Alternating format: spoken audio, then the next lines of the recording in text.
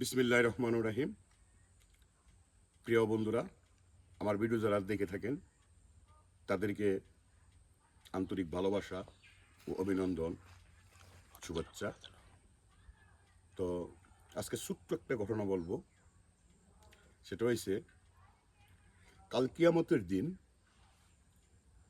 আল্লাহ পাক যখন কিয়ামতের মাঠে হাজির হবেন, তখন এক জাতিকে বলবেন, বলে, আচ্ছা তোমরা যারা আসো এখানে গমে গমে গিট্টু দাও তো। তখন মানে মানুষ, অর্থাৎ আমরা সবাই হতাশ হয়ে যাম গা। বলে এইটি কি বললো? বলে গমে গমে গিট্টু দিবার কয়। এটা আসলে তো এটা চিন্তার বিষয়, বিষয়টা চিন্তা না। বলে গমে গমে গিট্টু দিবার কইব, এটা কি? গমে গমে কোনোদিন গিট্টু দেওয়া যায়? দুইটা গম এক জায়গায় নইলে এটা কি আপনি গিট্টু দিতে পারবেন? কেউ কি গিট্টু দিতে পারবেন?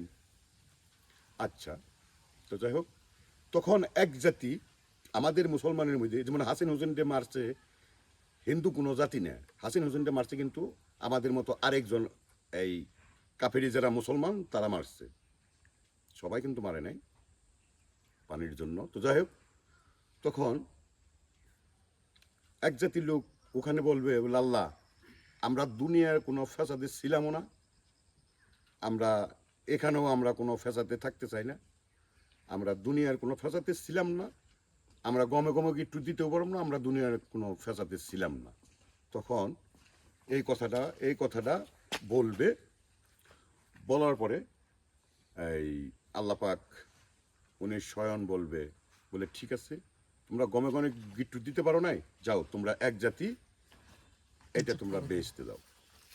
এটা আমার কথা না, এটা আপনার যে কোনো মৌলানা সাহেব, যে কোনো এই যারা জানলেওয়ালা, যারা হাদিস কোরআন পড়ে তাদের কাছে গুনে আপনারা জেনে নেবেন। আমি আয়াতের নাম্বারও বললাম না, অথবা কোন আয়াতে আছে কোন জায়গায় আছে এটা বললাম না। তো আসসালামু আলাইকুম রহমতুল্লাহ, সবাইকে আন্তরিক ভালোবাসা। তো যাই হোক, আমাদের দুনিয়াটা দুই দিনের জন্য আসছি, আজকে আসি কালকে থাকবো না, নিঃশ্বাসের বিশ্বাস নেই।